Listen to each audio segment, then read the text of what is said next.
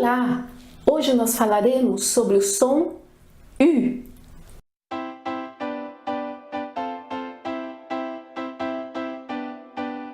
O som U, em francês, acontece quando eu tenho a letra U. Para poder pronunciar bem o U, nós podemos fazer um exercício super simples.